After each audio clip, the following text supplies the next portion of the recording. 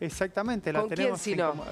con ella, que me la crucé Sí. ayer justo antes de la lluvia. Ella ya dónde? volvía, yo iba corriendo y ella volvía en bicicleta de su ¿Y qué entrenamiento. hacen, el mismo recorrido? Y nos cruzamos siempre Avenida Libertadores como un clásico, o Figueroa del Corte es un clásico para el que corre o hace algún tipo de actividad física. Ella venía en bicicleta, yo creo que ella volvía terminando su entrenamiento, Muy yo lo estaba bien. arrancando y ahí nos cruzamos a la distancia. No frenan. No frenamos, no. No, Porque chau, aparte chau, ella chau. viene en bici, yo voy corriendo, sentido contrario, es No, medio un complicado, es para saludito a lo para lejos. hacer lío, exactamente. Hola Ine, ¿cómo estás? Buen sábado lluvioso.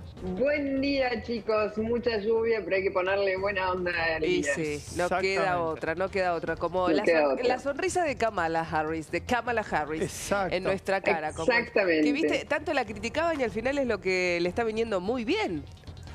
Pero hizo de una debilidad una fortaleza. Les diría que es toda una lección. Esa sonrisa, esa risa, sobre todo la carcajada que antes parecía tan rara, tan molesta, hoy es su principal arma de venta de una candidata que se propone Estados Unidos como una guerrera alegre. Así la define la campaña, así se define ella. Y la alegría, el patriotismo y la libertad son los tres ejes que hoy movilizan esta campaña, que intenta abrir la ventaja, una ventaja definitiva en las encuestas por sobre Donald Trump. No es tan fácil, la ventaja se abre, pero muy gradualmente, de forma muy lenta, pero por ahora llega una ventaja a Kamala Harris por su contrincante republicano Donald Trump. Falta hasta noviembre, viste que puede pasar cualquier cosa. Pero... Faltan 2 meses largos. Igual dio su primera entrevista y en esa entrevista dejó algunos títulos importantes, Ine, ¿no? Por ejemplo, entre otras cosas, habló sobre inmigración ilegal en los Estados Unidos. Exacto, habló sobre los varios ejes que hoy definen la campaña en grandes rasgos: inmigración, economía, la guerra en Gaza. Sobre las tres trató de mostrar una posición bastante más moderada de lo que era su posición antes, sobre la frontera sur, fundamentalmente sobre la inmigración en la frontera sur. Dijo que estaba a favor de un enfoque bastante restrictivo, es decir, de mucho control en la frontera. Sin embargo, culpó a Donald Trump de haber impedido precisamente ese reforzamiento de los controles cuando el año pasado ambos partidos, demócratas y republicanos, trataron en el Congreso de hacer pasar un proyecto de legislación anti-inmigración en la frontera, y Donald Trump, por temas políticos, se opuso y cayó la legislación. Básicamente eso fue un poco lo que se esperaba de esta entrevista, básicamente verla en un diálogo fuera de guión, no tan guionada como se la ve en los discursos, como se lo ve cuando tiene otro tipo de apariciones. Y eso fue un poco lo que se fijaron absolutamente los norteamericanos. Se la vio relajada, medio dura, medio nerviosa al comienzo, fue tomando confianza con el paso de los casi media hora de entrevistas. Estaba acompañada de Tim Walz, su compañera de fórmula, y en principio fue un primer acercamiento a la prensa que la dejó más o menos bien parada. Por supuesto que hubo críticas a algo que un poco es hoy su debilidad, que es la falta de sustancia en sus políticas, en la presentación de sus políticas públicas. Lo que dicen los demócratas es: lleva un poco más de un mes y algo como candidata, es bastante poco ecuánime pedirle que ella tenga toda una plataforma para cuando si gana ser presidente. Ahora, la diferencia con Trump, ¿no? Ella constantemente sonriente y Trump todo el tiempo con un gesto adusto de enojo. De hecho, ¿qué pasó con el ejército de Estados Unidos que se enojó con Trump? Sí, se enojó mucho. De las Fuerzas Armadas, sobre todo el ejército que está a cargo del cuidado y el control del cementerio de Arlington, allá donde van todas los caídos en guerras de las cuales participa Estados Unidos. Allí Donald Trump el lunes pasado hizo una especie de acto partidario, trató de... fue para honrar a los 13 Marines que murieron en Afganistán hace 2 años, en 2021, hace 3 años, cuando la salida de Estados Unidos de Afganistán. Donald Trump y su entorno republicano fueron allí a hacer un acto e hicieron algo que está prohibido en Arlington, que es filmar en una sección especial de las bajas de Irak y de Afganistán, filmaron las lápidas. Y eso está prohibido. Una representante del ejército les pidió por favor que dejaran de filmar. Se enfrentó, parece en muy duros términos ahí con los asesores de Trump, y no lo dejó nada bien parado ese incidente al presidente. Ayer mismo tuvo que seguir dando explicaciones de que él no había tratado de usar políticamente un ícono que es Arlington, que básicamente está destinado a honrar los caídos en la guerra y ser un elemento de unión de los norteamericanos. Es que para los que fuimos alguna vez y lo recorrimos, vos seguramente también fuiste, Inés, es un lugar que es prácticamente un santuario. Está en las afueras, sí. Claro, está en las afueras de Washington, y vas ahí y los norteamericanos llegan a ese lugar y es, a ver, el respeto y el cuidado que ellos tienen con sus caídos en guerras no lo vemos mucho en otros países. Sí, sí, no, para nada. No es un dato menor ir a un cementerio y firmar, a ese cementerio fundamentalmente, y firmar una lápida. No es un dato que pase desapercibido para la opinión pública norteamericana. Inés, Israel lanzó en Cisjordania su ataque más grande en las últimas 2 décadas.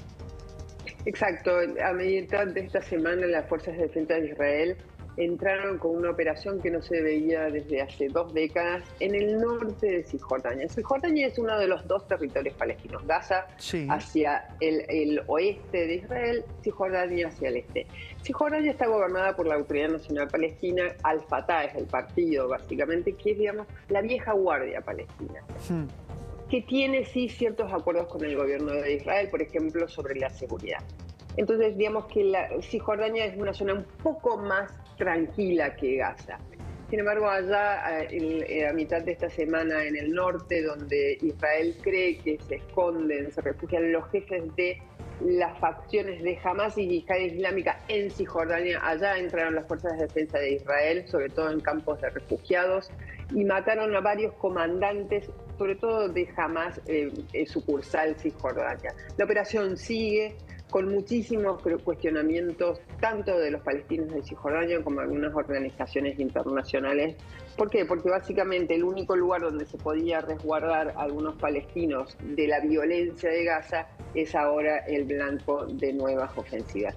En Gaza también la situación es súper complicada. Por un lado, acuérdense que la semana pasada se reanudó el diálogo de paz entre Israel y Hamas, mediado por Egipto y Qatar y Estados Unidos, pero el diálogo avanza muy lentamente, cada vez que se da un paso adelante hay 2 pasos hacia atrás. Y en Gaza, mientras tanto, la situación humanitaria es bastante dramática. Ahora hay una epidemia en ciernes de polio, por lo cual las Fuerzas de Defensa de Israel acordaron hacer una especie de cese al fuego para que se pueda vacunar lo antes posible. Salvando las distancias, sin hablando de situaciones dramáticas, ¿no? Digo, para el venezolano que está viviendo bajo el régimen de Maduro, es dramático vivir así. Ahora se le sumó un apagón eléctrico total de los 24 estados, 20 están sin luz. Dice Maduro, bueno, él habla de un sabotaje. ¿Qué hay de cierto? Exacto, siempre estos señores autocráticos no solo se ensañan con la libertad de la gente, sino con el bienestar. La vida diaria en las dictaduras no es algo que se lleve muy bien. En Venezuela, curiosamente, el reino de la energía en América Latina tiene las mayores reservas de petróleo, están entre las 2 o 3 mayores del mundo. La energía es un bien escasísimo. Hasta ahora, los apagones no llegaban al epicentro, allá donde están todas las miradas, que es Caracas. Bueno, llegaron a Caracas, llegaron a todas las regiones del país, casi un día de apagón.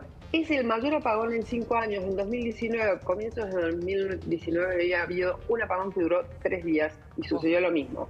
Maduro culpó al supuesto sabotaje por parte de la oposición y eso le sirvió, por supuesto, para apretar su puño, para intensificar la represión contra la oposición. Es muy probable que ahora suceda exactamente lo mismo. ¿Cómo? Con tal de sostener el poder y permanecer, o sea, culpa a quien sea, en el medio los venezolanos como rehenes, ¿no? De una situación que los excede. Es una conjunción de represión y pésima gestión económica. La infraestructura venezolana no ha sido objeto de inversiones desde hace más de 1 década y media. Cuando estamos hablando que los ingresos, sobre todo en la primera década de este siglo, los ingresos por petróleo eran cientos de miles. Nada de eso fue la infraestructura, no es solo la falta de electricidad, es la falta de petróleo refinado que pueda ser convertido en combustible, la falta de redes de gas, absolutamente desastrosa la calidad de vida de los venezolanos, no solo su falta de libertad y su falta de futuro democrático. Sí, Inés, muchísimas gracias, que tengas un buen día y espera un ratito para salir, pues está complicadísimo ahora, sobre todo por la actividad eléctrica, ¿eh? Exactamente, no sé si voy a salir, creo que lo voy a dejar el entrenamiento afuera para mañana y hoy será de mi tema. Está muy buen cinta, acá me está diciendo Luisfa que corre la cinta que compró cinta durante la pandemia, ahí está, puede salir a correr la cinta. Claro, con la inclinación, obviamente. Eso sí. Exactamente. Sí, beso, Inés. Beso enorme. Chicos, cuídense de la tormenta, besos grandes a todos. Hasta luego. Beso. Bueno, mucha gente, Tucu, que nos está escribiendo ahora en el corte, nos vamos a tomar unos minutitos para contestarles qué pueden hacer, tienen árboles, en la puerta de la casa. En ciudad o en provincia de Buenos Aires, porque la alerta meteorológica en este momento abarca todo el área metropolitana. Todo. No solo la ciudad de Buenos Aires,